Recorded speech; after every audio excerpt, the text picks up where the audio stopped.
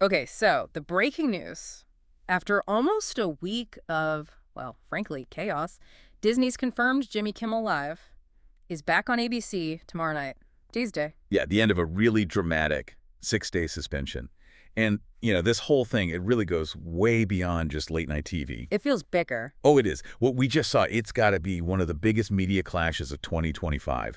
Seriously raising questions about government pressure, how vulnerable media companies are, Hmm. and, well, what's actually left of free speech when politics gets involved like this. All right, let's really get into it then. We want to track how this all unfolded, figure out what levers were pulled, where the pressure came from. Exactly.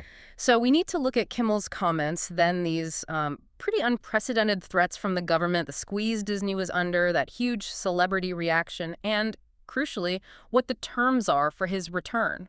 What does it all mean? Because that sequence, it shows just how fast things can get disrupted, Yeah. especially when a regulator sort of acts like a political tool. It was textbook leverage, really. Okay, so let's start at the beginning. The spark, Monday, September 15th. Kimmel's monologue. He was talking about the conservative reaction to the awful assassination of Charlie Kirk. Right. His focus was on how the murder suspect was being framed politically. He was criticizing what he saw as like immediate attempts to distance the suspect from certain groups, opportunistic maybe. And the specific line that really set things off was aimed at a conservative group.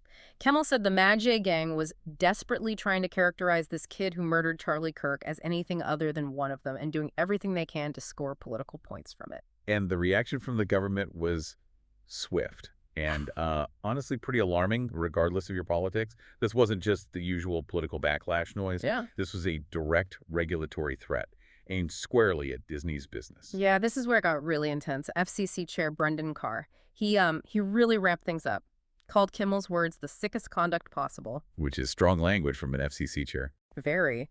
And then he suggested the FCC could actually move to revoke licenses for ABC affiliates, basically forcing Disney's hand to punish Kimmel. And license revocation, that's the ultimate threat in broadcasting. Historically, that's saved for really serious stuff like technical failures or major public trust violations. Not political jokes. Not usually political comedy, no. And Carr was blunt about it. He said, quote, "We can do this the easy way or the hard way." He basically told them, change Kimmel's conduct or the FCC gets involved. And Disney, well, they blinked.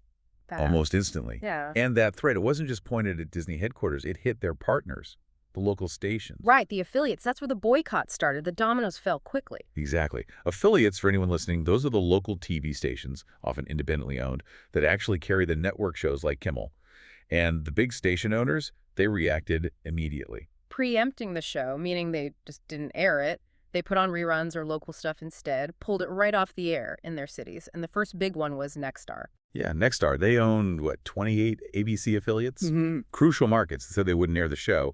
Then Sinclair, another big owner, they jumped into, saying the suspension wasn't even enough. And here's the corporate politics angle that's just fascinating. Nexstar, leading this boycott, right? At the exact same time, they're waiting for the FCC to approve a massive merger, like $6.2 billion, massive. That connection is critical. That regulatory threat from Carr, which seemed kind of general, suddenly had a very specific, very powerful point of leverage. These affiliates who needed the FCC's okay for their own huge business deals. So Nexstar boycotting, it looks strategic, signaling to the FCC, hey, we're on board, and putting enormous pressure back on Disney. Absolutely. Disney saw pretty quickly they couldn't really fight this on behalf of one host, not with that kind of regulatory and financial risk hanging over them. So Disney made it official, suspended Jimmy Kimmel Live indefinitely. The official reason was to avoid further inflaming a tense situation and because some comments were ill-timed and thus insensitive. Basically choosing corporate stability, damage control, over defending the show. And the political reaction split right down the usual lines. President Trump praised the suspension on Truth Social, called it courageous of ABC. While on the other side, you had former President Obama condemning the administration. He wrote that threatening regulatory action over speech took things to a new and dangerous level, especially after years of complaints about cancel culture. Which raises the question, political comedy has always pushed boundaries, but using the FCC like this, does that feel like a genuinely new line being crossed? I think it does, yeah. Obama's point underlines it. It's not just criticism. It's using the government agency that holds the purse strings, essentially. The power to grant or deny licenses, approve mergers. That coercive mechanism, that's what feels different here. Unprecedented, really. Okay, but the pushback wasn't just political. Disney got hit from inside the industry, too. Hard. From Hollywood itself. That's right. Once the suspension happened, the ACLU got involved fast.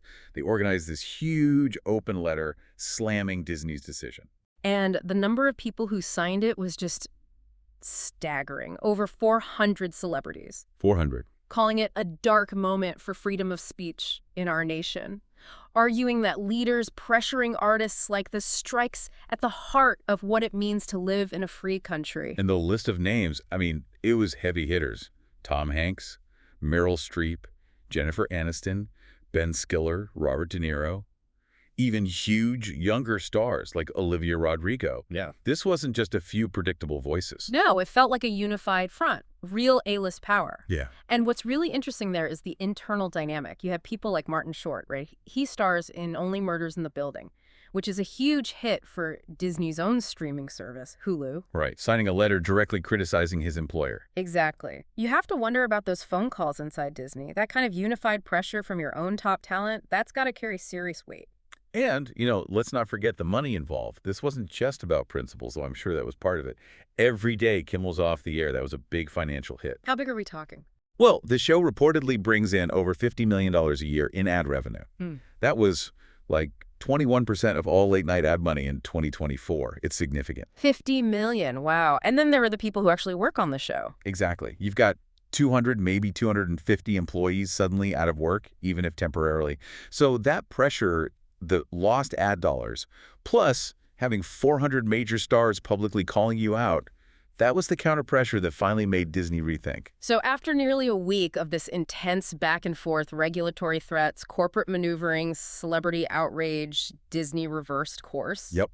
They announced the show is coming back Tuesday. The official line was it happened after thoughtful conversations with Jimmy. And that phrase, thoughtful conversations, that's the big question mark hanging over everything now, isn't it? It really is. What did they actually agree on? Did Kimmel have to apologize? Did he agree to, I don't know, tone things down, self-censor, essentially, to avoid this happening again? We just don't know. And it matters. It definitely matters. Because if you zoom out again, this whole episode shows the media landscape might be a lot more fragile than we thought. Carr himself said, even after Kimmel was pulled, that this is not the last shoe to drop. He credited President Trump with creating a massive shift that allows this kind of pressure. So the playbook is out there now. Seems like it. The government knows how to use leverage through affiliates, through pending mergers, to make big media companies discipline talent the government doesn't like. Which makes you wonder, what about other shows that do political commentary? Like, The View. Are they next? Is everyone sort of looking over their shoulder now? It certainly creates a chilling effect. The main point here is that Kimmel coming back doesn't really solve the underlying problem, that tension between government power and media freedom. It's still there. If anything, this whole thing proved that even big stars aren't immune if a coordinated political campaign targets them. Okay, so just to recap the whole wild sequence, Kimmel makes comments on his show about a tragedy. A federal regulator threatens license revocations. Affiliate owners, some needing FCC approval for deals, boycott the show. Disney suspends it indefinitely. Then 400 celebrities sign a letter. There's huge financial pressure.